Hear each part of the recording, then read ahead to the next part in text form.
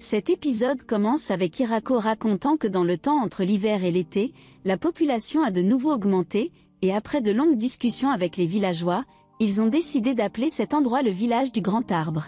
Et il est devenu le maire de ce village, mais malgré cela, son travail n'a jamais changé, et cette fille est venue à lui et lui a dit qu'ils avaient reçu un message du roi démon. Puis cet homme est venu et lui a dit que son nom était Bezel et qu'il voulait parler à la personne responsable de ce village, alors Hirako lui a dit qu'il était le maire de ce village. Il lui a donné un cadeau et lui a dit qu'il avait un message du seigneur démon qu'il aimerait discuter du statut de cette colonie ici. Hirako se souvient qu'Enro lui a dit qu'elle croyait que ces terres étaient sous le contrôle du roi démon, alors il se parle à lui-même avec peur que le roi démon lui fasse payer des impôts pour le faire vivre sur ces terres. Il veut consulter Ro et Tia et il est temps pour lui d'intervenir et de reprendre ses fonctions de maire. Puis il dit à Monsieur Bezel que si le roi démon était prêt à les accepter pour vivre sur ces terres, il était prêt à offrir une partie de sa récolte en paiement d'impôts. Et que le taux qu'il paierait était de 10% et qu'il aimerait qu'ils viennent chaque année avant que l'hiver ne commence à collecter des taxes et Bezel a accepté. Hirako écrit un accord selon lequel la taxe qu'il paiera est de 10% de leur récolte totale, et cela est limité à ce qu'ils cultivent dans ses champs. Il ne leur donnera aucun du lait, des œufs ou du miel qu'il produit, et si le peuple du roi démon est intéressé par autre chose, ensuite, ils entameront des négociations commerciales. Alors Hirako parle à Ro et Tia et leur demande si son comportement est juste ou non, et Ro lui dit que son comportement est correct, et puisqu'ils vont payer des impôts, alors ils sont sous la protection du roi démon à partir de maintenant. Et Tia lui a dit, en effet, mais les taxes ne sont que de 10%, ce qui est généralement 50 ou 60%, et elle m'a dit que s'ils venaient à eux chaque année, ils n'étaient pas en mesure de mesurer tout ce qu'ils produisaient avec précision, ou en d'autres termes, ils achetaient la protection du roi démon. Ro est très heureux parce que ce cadeau est un médicament puissant qui fonctionne si une personne le boit ou l'applique directement sur la blessure. Et la nuit, nous voyons Basile avec ses hommes, et ils sont choqués que Hirako se soit soumis à leurs forces militaires, bien qu'ils aient la capacité de vaincre Wyvern, et ils ont certainement une arrière-pensée. Et Basile leur dit qu'ils n'avaient pas d'autre choix que d'accepter leurs conditions, et avec eux se trouvait la princesse vampire et l'ange de l'annihilation. Non seulement cela, mais il y avait aussi une armée de hautes fées et une meute de loups de l'enfer. Le groupe qu'il a dirigé vers le chef était le trio d'anges tueurs et il avait tellement peur qu'il pensait que sa vie était finie et puis Hirako lui a demandé d'être sous la protection du roi démon et le bon côté de tout cela était qu'ils ont réussi à négocier à l'amiable. Et puis il leur a donné un cadeau, et ils l'ont ouvert, où ils ont trouvé des fruits de leur terre enveloppés dans un morceau de tissu fait de toile d'araignée d'un grand diable. Et le lendemain, il est allé à Hirako, Lord Dream, qui était le seul vrai souverain des dragons, et avec lui un homme de ses disciples, et ils vivent dans une cachette au sud de ce village, et il les considère comme leurs voisins, bien qu'il y ait une grande distance entre eux, après quoi il leur a donné un cadeau. Puis le dragon, Dream, s'est transformé en homme et est entré dans sa maison avec lui, et ils ont mangé ensemble, alors Dream a été impressionné par leur nourriture et leur a dit qu'il ne retournerait pas chez eux et resterait avec eux. Son homme lui a dit qu'il ne pouvait pas le faire parce que beaucoup de gens seraient contrariés s'il ne protégeait pas sa maison, alors Dream lui a dit qu'il était à l'aise dans cette maison, mais qu'il irait contre sa volonté, puis le dragon irait dans son pays. Au petit matin, Hirako parle à Tia et Léa. Il pense qu'il n'est pas bon pour eux de garder les visiteurs à l'extérieur. Cependant, il n'est pas à l'aise de les inviter chez eux, alors il décide de construire une maison d'hôtes pour les visiteurs. Comme cette maison ne pourrait accueillir que 4 personnes, Léa lui a dit qu'elle serait très petite, car quiconque vient dans ce village doit escalader des montagnes et traverser la forêt. Elle dit que leurs visiteurs jusqu'à présent étaient des serviteurs du roi des démons et des dragons, et généralement quand les gens viennent ici, ils le font en grand groupe. Ils doivent construire une maison pouvant accueillir confortablement environ 30 personnes, car ils feront du premier étage un espace ouvert conçu pour organiser des fêtes. Et au deuxième étage se trouvent des chambres pour leurs invités à rester s'ils veulent rester ici. Ils commencent alors à construire une maison d'hôtes pour tout visiteur potentiel, car Grand Maria et les anges sont responsables de la défense du périmètre, plutôt que de traiter les invités comme des ennemis. Zaptin sonne l'alarme si quelque chose d'étrange se produit et se met d'accord avec Hirako sur un nouveau panneau pour les visiteurs. Hirako discute ensuite avec ses amis de la façon dont ils traitent leurs invités et suggère que lui, Ro et Tia accueillent leurs invités. Alors cette femme de chambre lui dit qu'il n'était pas d'accord avec ses paroles sur les fêtes d'accueil, parce que certains ennemis se faufilent déguisés en visiteurs. L'idée de Hirako a été rejetée et ils ont ajouté de grandes fées, des servantes ogres et des hommes lézards à leur fête de bienvenue, ainsi que Flora, qui voulait faire partie de cette fête. Là où Hirako lui a demandé de surveiller tous les visiteurs qui restaient ici jusqu'à la tombée de la nuit, Flora lui a dit qu'elle pouvait surveiller l'endroit toute la journée, car elle et Ro pouvaient passer plusieurs jours sans dormir. Le matin, Zaptin sonne la cloche du visiteur. Et ce garçon parle et dit que je suis GARF et que nous venons d'un endroit dans les montagnes à l'est d'ici appelé le village de Hall et demande à Hirako d'établir des relations avec son village.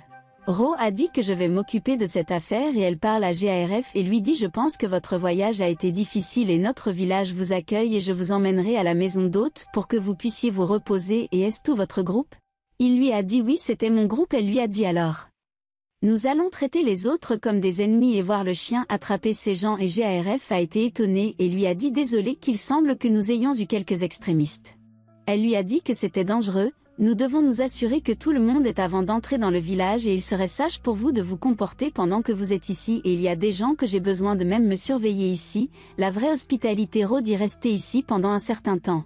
Et il quitte la pièce et ferme la porte sur eux et Hirako est surpris et dit qu'il semble que vous assiégez les ennemis plus qu'en accueillant les invités.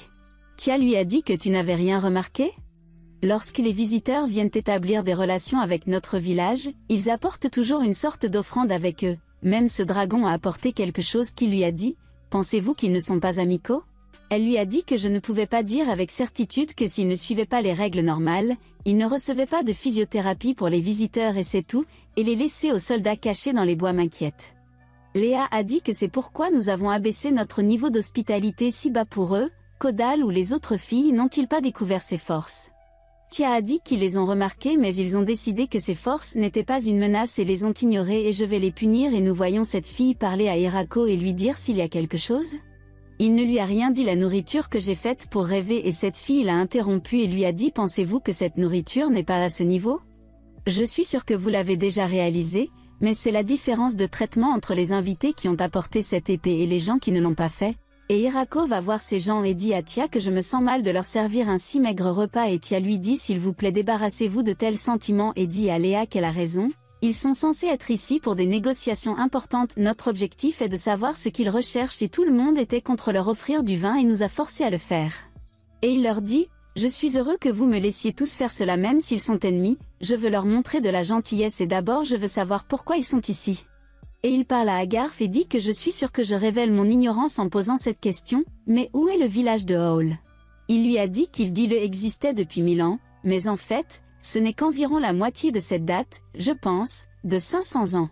Les hommes plus âgés sont fiers des choses les plus étranges et que c'est un village composé de 5 petites colonies d'environ 100 personnes et nous l'appelons le village hurlant et la plupart des habitants sont des hommes bêtes.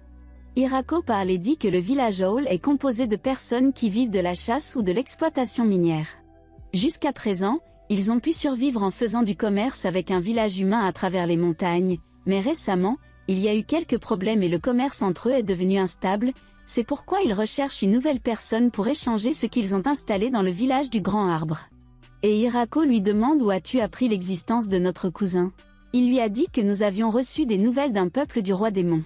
Et ce garçon parle et dit que si nous étions restés dehors cachés tout le temps, nous aurions manqué ce merveilleux repas, je suis content que nous soyons sortis de notre cachette et Tia lui demande pourquoi tu te cachais en premier lieu. Il lui a dit que vous devez être sur vos gardes la première fois que vous visitez un nouvel endroit et que si quelque chose d'étrange se produit, quelqu'un devra revenir et dire au reste du village que Hirako s'est dit au lit Tia qu'elle faisait du bon travail en recueillant des informations. Le lendemain, Hirako dit que les monstres du village de Hall n'ont pas essayé de nous tromper et nous voulions vraiment qu'il établisse des relations d'affaires et Garve lui a dit que nous ferions notre affaire. Nous ne sommes pas intéressés par le commerce économique normal, nous aimons simplement échanger des biens physiques sur un marché ouvert et nous n'utilisons aucune monnaie dans notre village. Après tout, il lui a dit que c'est la même chose ici et Hirako dit que je suis sûr que nous aurons besoin de la monnaie. Un jour, il lui a dit que je voulais ouvrir un marché partout.